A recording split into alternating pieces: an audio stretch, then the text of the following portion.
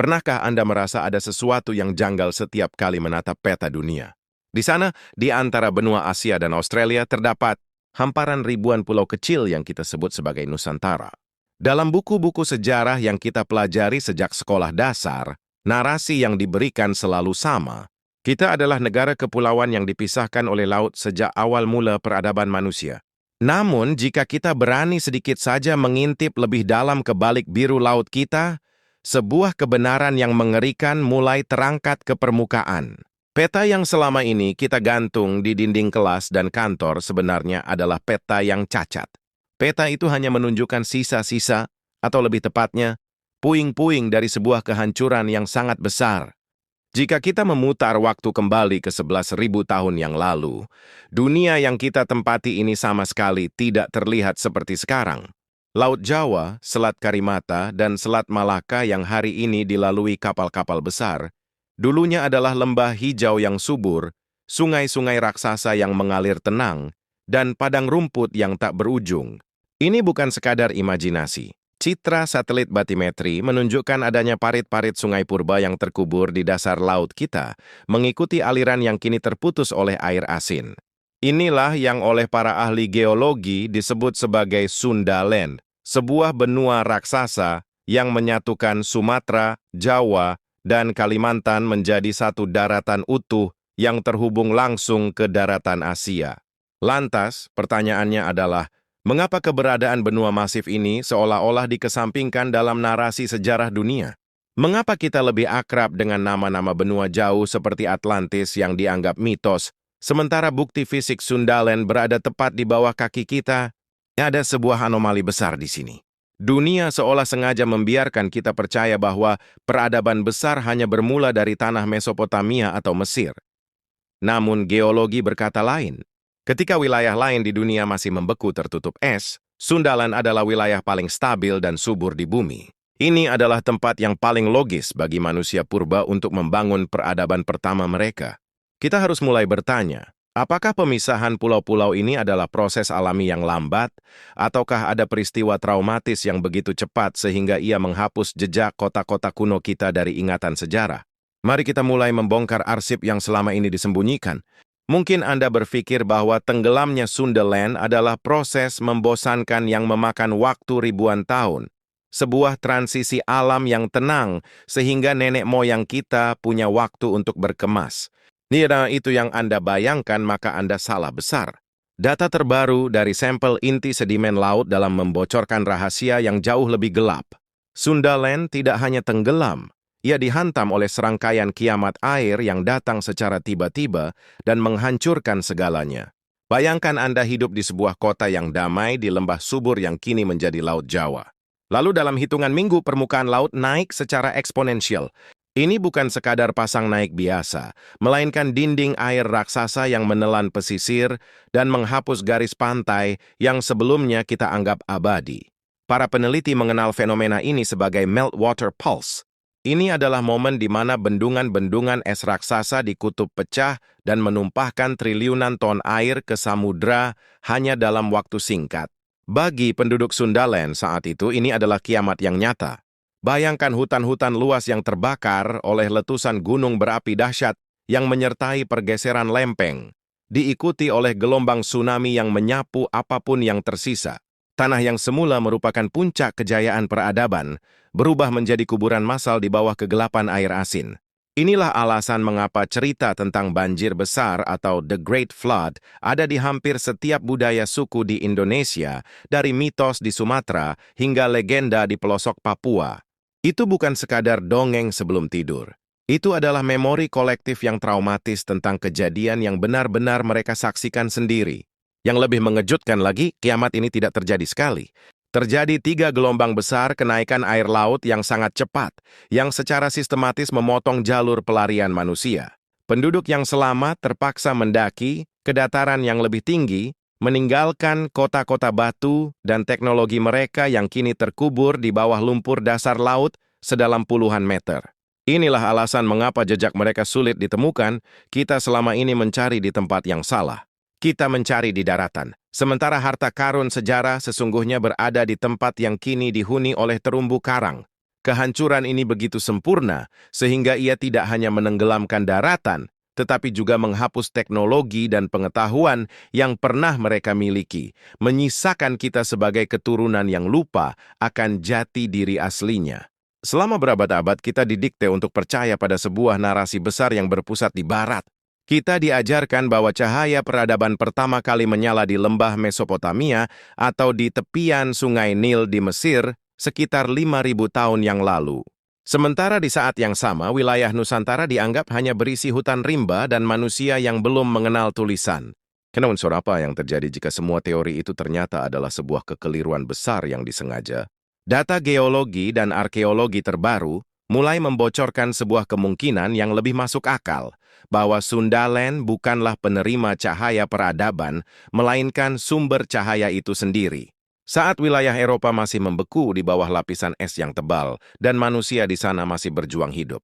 Di dalam gua, penduduk di benua Sundaland sudah menikmati iklim tropis yang stabil, yang memungkinkan mereka untuk menetap dan berpikir lebih jauh dari sekadar mencari makan. Inilah poin yang jarang dibahas di buku teks manapun.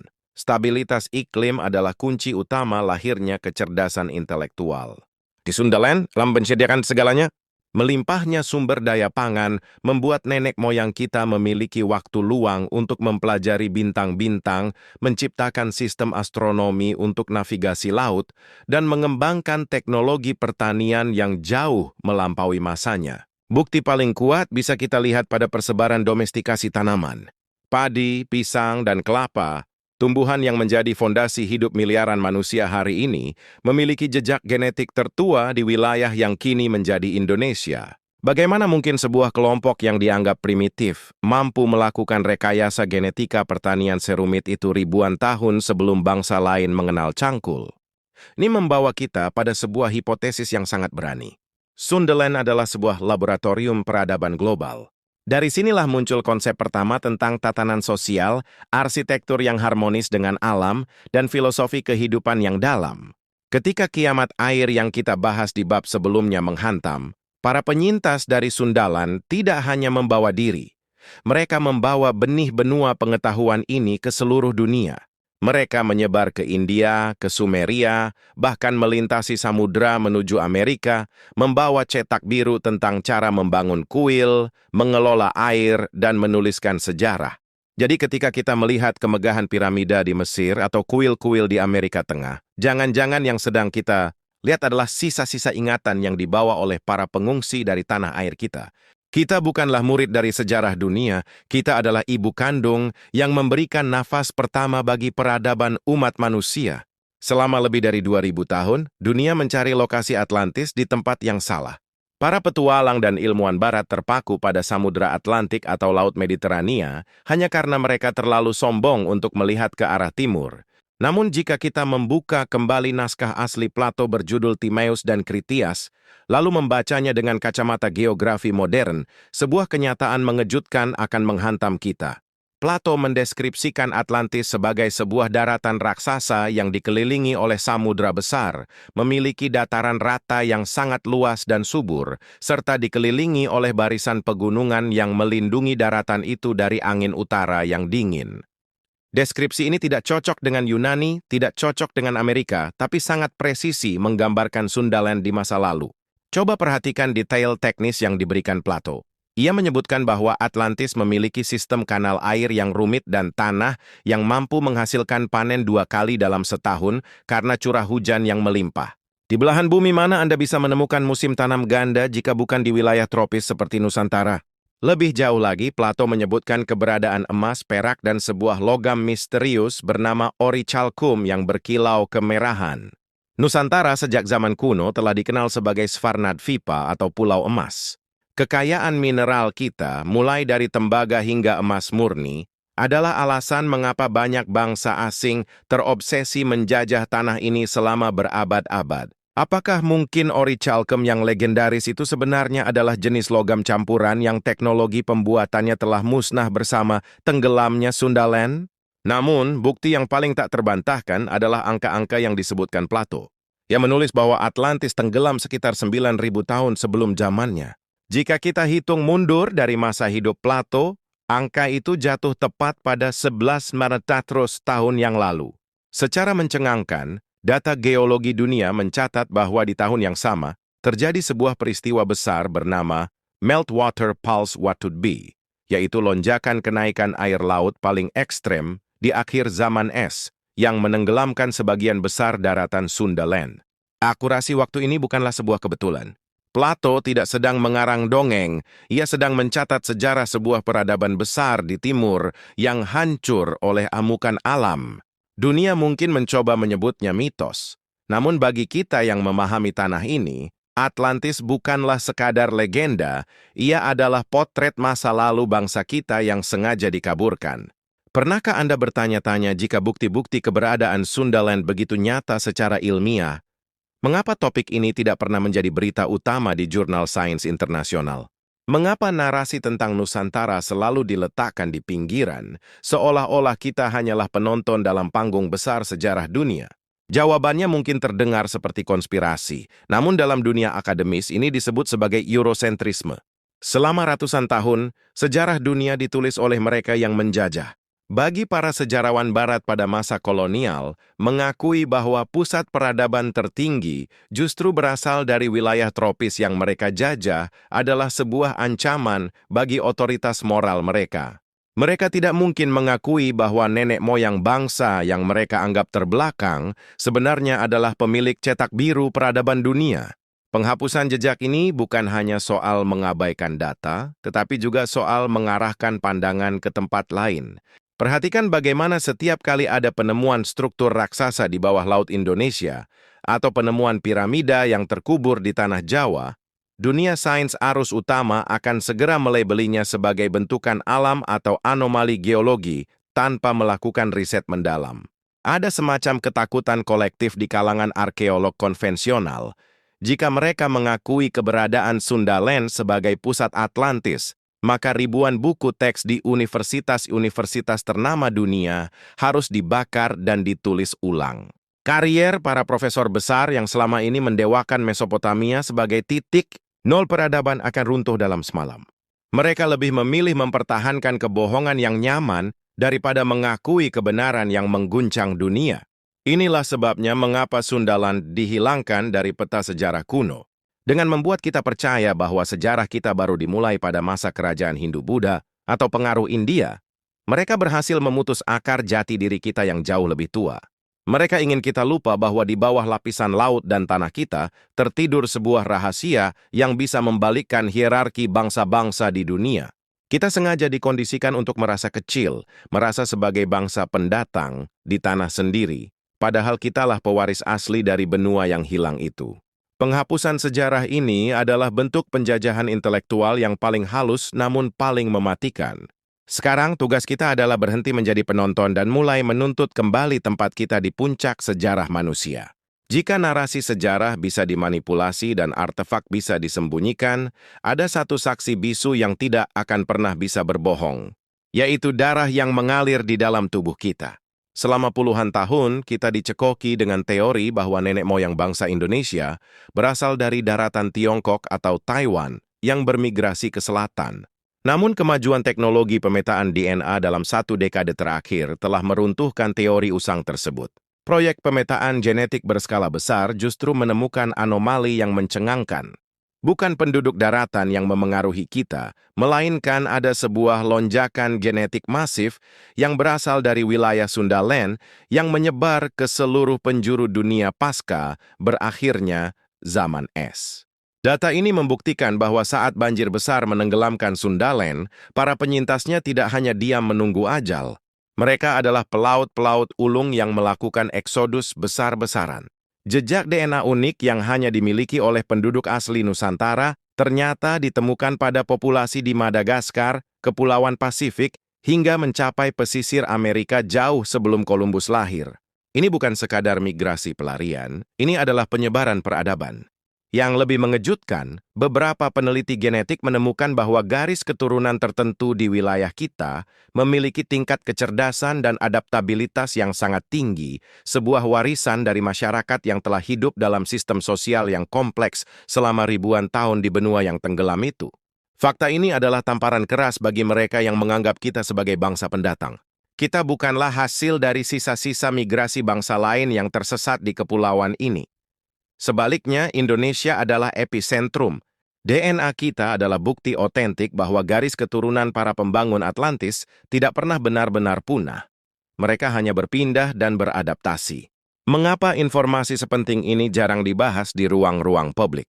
Karena menerima fakta bahwa DNA Nusantara adalah salah satu fondasi genetik peradaban dunia akan merusak tatanan hierarki rasial yang telah dibangun dunia barat selama berabad-abad.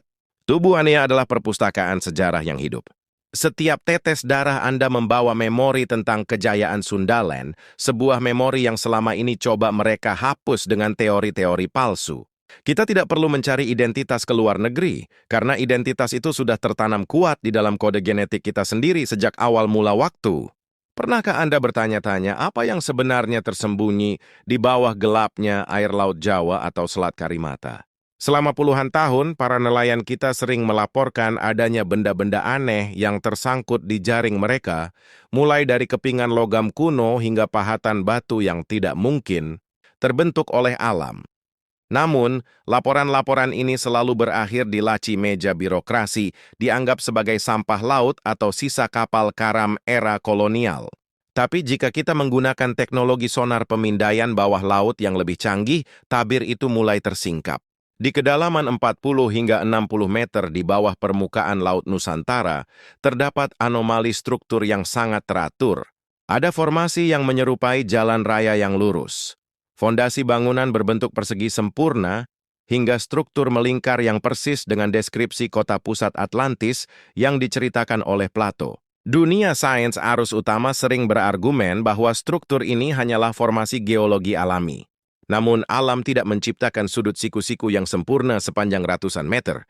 Alam tidak membangun struktur berlapis yang menggunakan material yang berbeda dengan batuan dasar laut di sekitarnya. Di beberapa titik rahasia di kedalaman laut kita, terdapat sisa-sisa tembok yang kini telah diselimuti oleh terumbu karang selama ribuan tahun. Para penyelam profesional yang berani turun ke area-area terlarang ini seringkali menemukan pemandangan yang membekukan darah. Pilar-pilar batu raksasa yang masih berdiri tegak di dalam kegelapan abadi, seolah-olah waktu berhenti berputar saat bencana banjir besar itu datang menjemput. Inilah alasan mengapa riset bawah laut di Indonesia seringkali sulit mendapatkan izin atau pendanaan internasional. Ada ketakutan luar biasa bahwa jika satu saja kota bawah laut ini berhasil dipetakan secara utuh, maka narasi peradaban dunia akan hancur seketika. Kota-kota yang kini menjadi karang ini adalah bukti bisu bahwa sebelum ada Athena, sebelum ada Roma, dan sebelum ada piramida di Giza, nenek moyang kita sudah lebih dulu membangun metropolis yang megah di tanah Sundaland. Kita tidak sedang membicarakan satu atau dua desa kecil, melainkan jaringan kota maju yang terhubung oleh sistem kanal yang rumit. Laut kita bukan sekadar pemisah antar pulau, melainkan sebuah museum raksasa yang menyimpan sejarah kejayaan yang hilang. Setiap kali Anda menatap hamparan Laut Biru di Nusantara, ingatlah bahwa di bawah sana, sebuah peradaban besar sedang tertidur, menunggu waktu yang tepat untuk bangun dan menceritakan kebenaran yang sesungguhnya kepada dunia. Mungkin Anda mulai bertanya-tanya, jika benar ada peradaban megah di Sundaland yang kini tenggelam, kemana perginya para penyintasnya? Jawaban dari teka-teki ini tidak berada di bawah air, melainkan di puncak-puncak gunung tertinggi yang kita miliki saat ini. Mari kita ubah cara pandang kita terhadap situs-situs seperti Gunung Padang di Cianjur, situs pemujaan di lereng-lereng gunung di Jawa, hingga megalitikum di pedalaman Sulawesi. Selama ini kita melihatnya sebagai bangunan yang berdiri sendiri. Namun jika kita menghubungkannya dengan garis pantai Sundaland Purba, sebuah pola yang mengerikan sekaligus menakjubkan mulai terlihat. Situs-situs ini bukanlah sekadar tempat pemujaan, melainkan sekoci penyelamat atau pos-pos pengungsian yang dibangun oleh mereka yang berhasil melarikan diri dari kiamat banjir besar. Pikirkanlah secara logis, jika hari ini seluruh daratan rendah Indonesia tenggelam, kemana Anda akan pergi? Anda akan lari ke tempat tertinggi yang bisa Anda capai. Itulah yang dilakukan oleh para leluhur kita. Inilah alasan mengapa Gunung Padang memiliki struktur berlapis yang sangat tua dengan lapisan terdalam yang usianya mencapai puluhan ribu tahun, tepat saat Sundaland masih berjaya. Situs ini bukanlah sebuah candi yang baru dibangun di masa kerajaan, melainkan sebuah monumen peringatan, sebuah perpustakaan batu yang didirikan oleh para ilmuwan Sundaland yang selamat untuk menyimpan sisa-sisa pengetahuan mereka bagi generasi mendatang. Struktur poligon yang presisi dan penggunaan teknologi resonansi suara pada batu-batu tersebut membuktikan bahwa para pembangunnya memiliki pemahaman fisika yang jauh melampaui kemampuan manusia zaman batu. Hubungan antara situs daratan dan peradaban bawah laut ini menjelaskan satu hal yang selama ini membingungkan para arkeolog. Mengapa peradaban tinggi seperti Majapahit atau Mataram kuno seolah-olah muncul begitu saja dengan arsitektur yang sangat rumit? Jawabannya sederhana, karena mereka tidak memulainya dari nol. Mereka mewarisi memori kolektif dan teknologi bangunan dari nenek moyang mereka yang pernah membangun metropolis di daratan Sundaland yang kini tenggelam. Gunung Padang, Lebak Cibeduk, hingga situs-situs misterius di Lembah Bada hanyalah fragmen kecil yang tersisa dari sebuah jaringan peradaban yang pernah menyatukan Nusantara. Mereka adalah saksi bisu yang tetap berdiri kokoh di daratan tinggi, menjaga rahasia bahwa peradaban kita tidak bermula dari hutan, melainkan dari sebuah benua megah yang kini hanya bisa kita lihat melalui mimpi dan penelitian bawah laut. Setelah melihat tumpukan bukti yang kita bahas, Anda mungkin bertanya, mengapa narasi tentang peradaban Sundaland belum menjadi sejarah arus utama yang diakui secara global? Jawabannya bukan sekadar soal benar atau salah, melainkan tentang betapa sulitnya mengubah sebuah paradigma yang sudah mapan.